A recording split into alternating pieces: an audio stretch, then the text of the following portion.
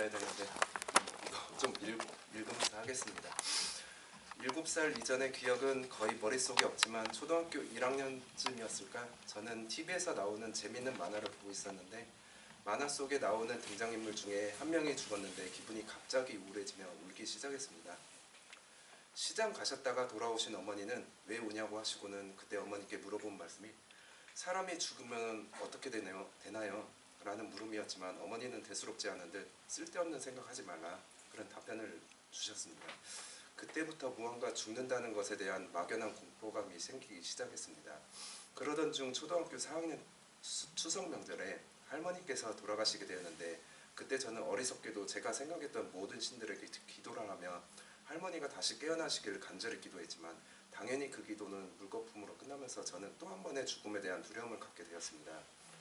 이런 죽음에 대한 두려움을 간직한 채 저는 성인이 되었고 남자라면 누구나 가는 군대를 가게 되었고 군대 첫 휴가 11일 가운데 중고등학교 때 제일 친한 친구인 본인이 다니는 대학교로 놀러오라는 말을 듣고 친구를 만나면 어떤 걸 하면서 즐겁게 지낼까 그런 생각을 가지고 들뜬 마음으로 친구를 만났습니다.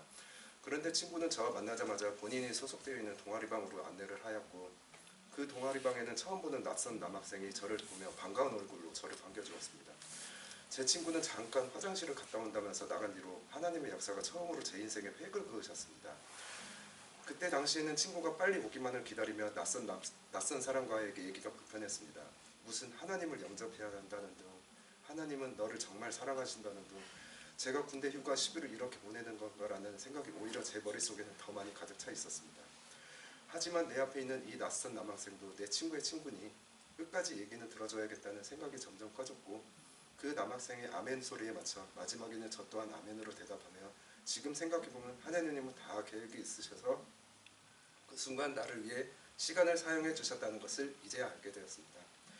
그렇게 주님을 영접했지만 저는 제 생활에만 충실했고 그렇게 한 해 두 해 가고 10년이 훨씬 넘어 결혼을 하고 첫째 아이가 태어나 저는 회사 일로 야근을 밥 먹듯이 하고 아내는 육아에 정신없을 무렵 2015년 어느 날 첫째 아이에게 경련을 하게 되었는데 이 증상이 열이 있을 때 경련하는 것과 열이 없을 때 경련하는 것을 두 개로 나뉘어 얘기를 하는데 우리 첫째 아이 같은 경우에는 열이 없을 때 경련하는 증상을 2번이나 나타나게 된 겁니다. 가까운 동네 병원에서는 빨리 큰 병원으로 가야 한다고 하여 큰 병원에 일주일 이상 입원하면서 여러 검사를 진행하였고 내전증이라는 병명으로 진단을 받게 되었습니다. 청천벽력 같은 소리를 들은 저와 아내는 수도 없이 아이를 붙잡고 울었지만 아무런 우리 가족에게는 희망이 없어 보이기 시작했습니다. 그러나 저녁에 엎친 데 덮친 격으로 검사 결과 중 4발달이 다른 또래 아이들과 달리 느려 치료를 의사 선생님이 권했고 첫째 아이는 치료센터를 다니게 되었습니다. 이런 날들이 지속되다 보니 아내도 저도 많이 힘들어 가까운 곳이라도 잠깐 바람 쐬러 가자고 아내에게 얘기를 하였고 아이와 함께 맛있는 밥도 먹고 사진도 찍어가며 하루를 다 보내고 다시 집을 향해 차를 타고 오는데 머릿속에서 갑자기 낯선 남학생 그리고 친구도 얘기를 해줬던 재환아 하나님은 너를 사랑하신다라는 문구가 생각이 났습니다. 이웃과 아내에게 우리 다 같이 교회를 한번 나가보는 것이 어떨까? 라고 물었고 아내 또한 대답을 기다린 듯이 그래 교회 한번 가보자 라고 호응을 해줬고 몇 달이 지나 인사발령으로 아산에 왔었고 저는 집 근처에 있는 교회를 찾아다니다 지금도 섬기고 있는 나들목 은혜교회에 등록을 하고 열심히 다니게 되었습니다. 지금 생각해봐도 저와 아내가 동시에 교회를 가자는 생각을 해주신 것도 주님이고 경찰 대학으로 이끌어주신 것도 주님이신 것을 믿습니다. 이쯤 되니 궁금하실 분도 계실 것 같은데 제 친구와 그리고 군대 휴가 10일 동안에 만났던 낯선 남학생은 어떻게 사는지 궁금하지 않나요? 둘 다 현재는 현직 목사로 서울에서 열심히 사역을 동참하며 하나님 나라를 위한 복음화에 앞장서고 있습니다. 이 얘기를 듣는 순간에도 와라는 감탄사와 함께 하나님이 이 둘을 사역자로 만드셨구나라는 결론적인 얘기지만 여기에 덧붙여 또 하나 얘기 드리고 싶은 게 둘 다 체대를 졸업한 정말 건실한 청년이었다는 것입니다.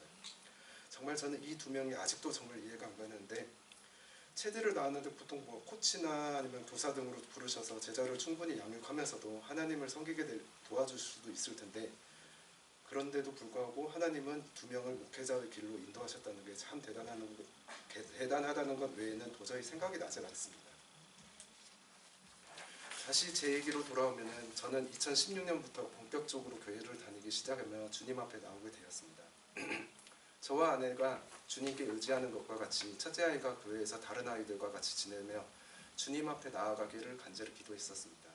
학습 능력이 정상적인 아이들과 비교했을 때 2년 이상 뒤처진 자는 검사 결과만 생각하면 어떻게 이 아이를 키워야 하나, 어떻게 이 상황을 받아들여야 하는지 전혀 답이 나오지 않았습니다.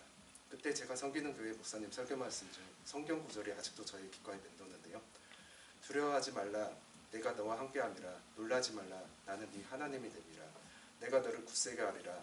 참으로 너를 도와주리라. 참으로 나의 의로운 오른손으로 너를 붙들리라. 이사야서 41장 10절 말씀인데, 제가 주님께 의지하며 제가 두려워하고 있다는 것을 하나님께서도 아시고 이 성경 구절로 저를 안심시켜 주셨습니다. 첫째 아이가 7살 무렵, 내년이면 아이가 초등학교에 들어가야 하는데 한글을 모르고 들어가면 또래 친구들에게 많이 놀림을 당할 텐데 그 모습이 머릿속에 극장에서 보는 영화처럼 스쳐 지나갔습니다.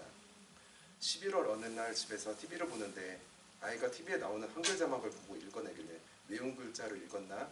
그런 생각에 책을 갖고 와서 다른 글자를 보여주니 또박또박 한 글자씩 읽어나가는데 저와 아내는 그 자리에서 바로 앉아 울면서 주님께 기도를 드리며 주님이 다시 한번 첫째 아이를 보살펴준다는 것을 알게 되었습니다. 그렇게 또 한 번 저와 아내는 검사 결과와 다르게 우리 첫째 아이에게 또래 아이와 똑같은 능력을 주심에 주님께 영광 올리게 되었습니다.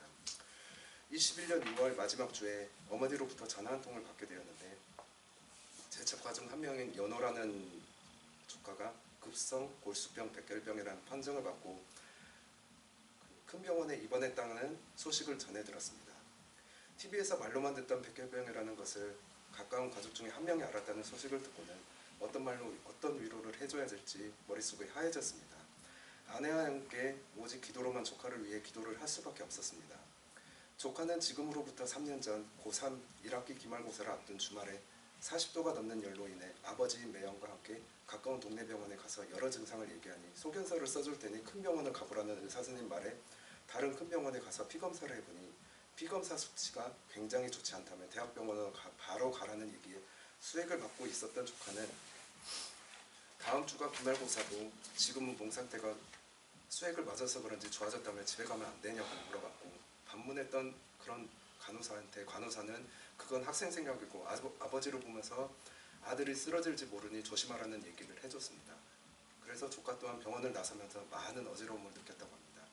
그리고는 바로 대학병원 응급실로 가게 되었고 조카는 여러 검사를 받았고 그에 대한 병명은 급성 골수성 백혈병이라는 정말 고3에게 있어 인생의 절망을 안겨준 사건이었습니다. 그런 와중에 해당 대학병원에서는 치료를 하기 위한 준비가 되지 않아 전원 결정을 하기로 하고 서울에 있는 큰 병원으로 옮기게 되었습니다. 그렇게 21년 6월 말부터 시작된 병원에서의 생활은 계속 이어졌고 골수 이식을 통해서만 이식가 가능하다는 의사선생님의 얘기에 누나 포함해서 가족들이 검사를 진행했고 누나와 매형은 50% 미만이었지만 조카의 친여동생이 조카와 100% 일치한다는 검사 결과에 마냥 행복해하지는 않았다고 합니다. 형제 자매를 할지라도 100% 일치하지 않은 경우도 많다고 하고 중학생인 여동생이 맞닥뜨려야 할 감당할 수 없는 그 아픔을 주는 것도 조카 입장에서는 그렇게 생각이 들었지만 저는 100% 일치하게 도와주신 것은 전부 하나님께서 계획하신 일이라 여겼기에 조카에게 모든 걸 주님께 맡기라고 이식받기 전 얘기를 해줬습니다.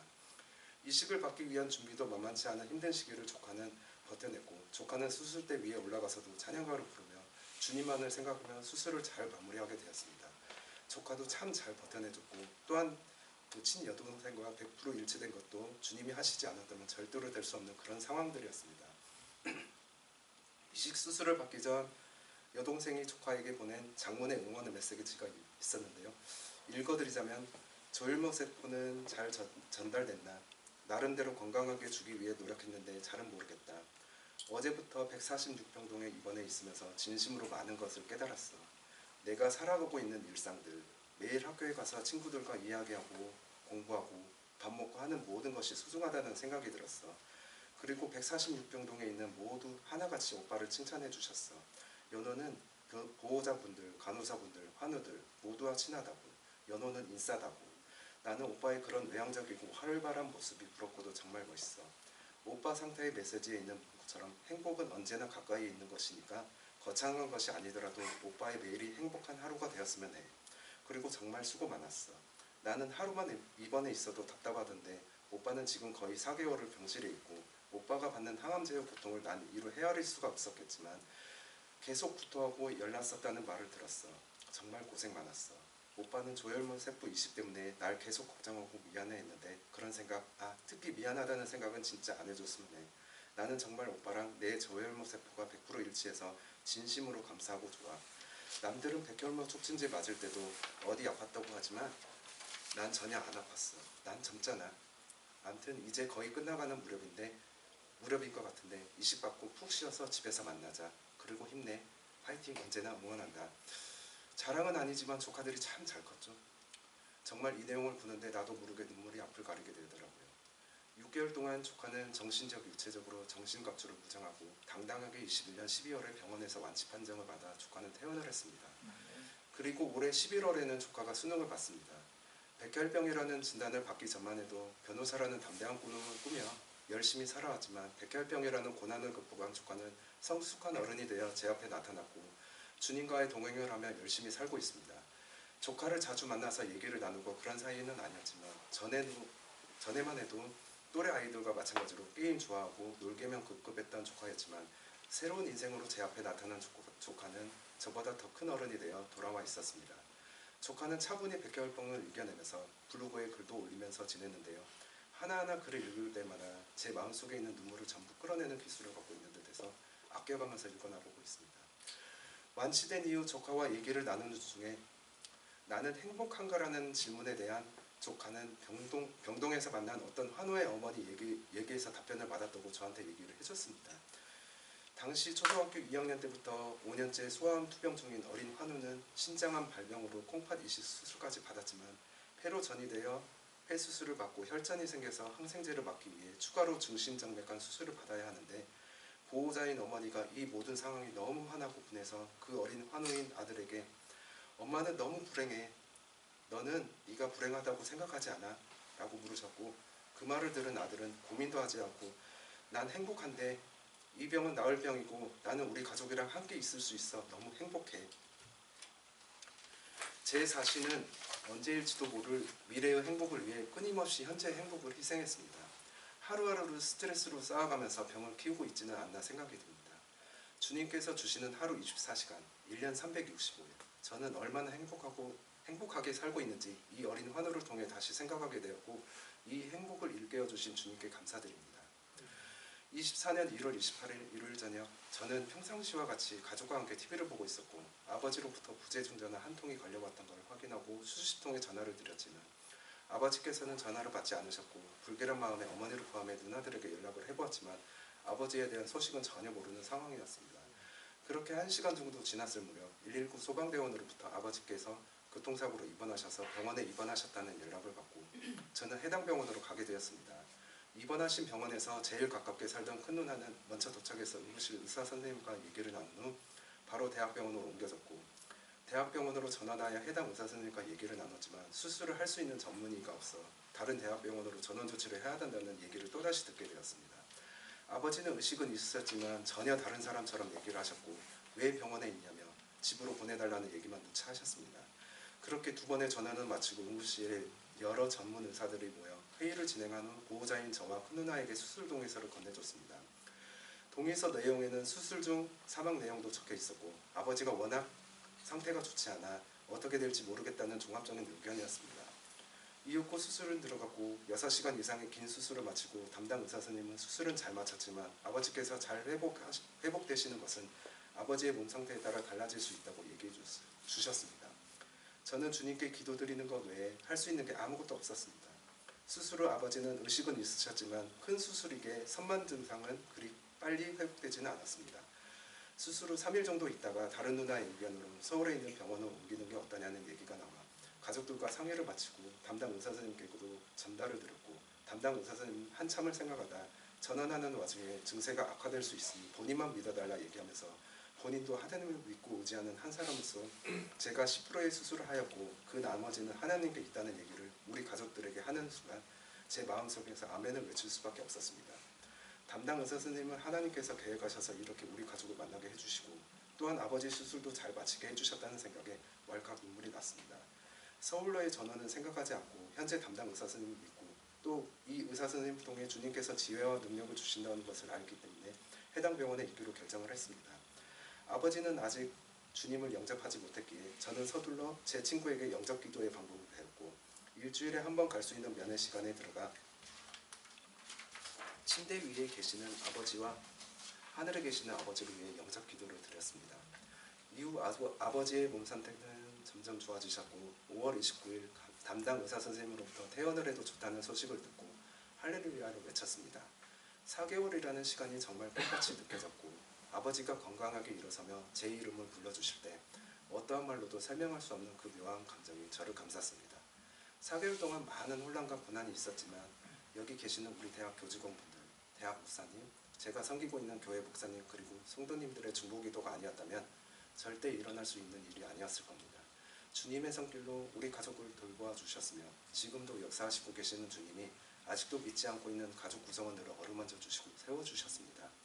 할머니, 아버지, 조카를 다시 뒤돌아보면 죽음이라는 공포가 제 주변에 항상 있었지만 주님을 의지하고 살아갈 때 그 두려움은 저에게 아무 문제가 되지 않았습니다. 의식은 두려움을 만들지만 믿음은 담대함을 만든다고 합니다. 죽음까지도 이겨내고 승리하신 주님 안에서 어떤 상황에서도 두려워하지 않고 승리하며 이겨내는 삶이 되길 모든 영광을 주님께 바칩니다. 감사합니다.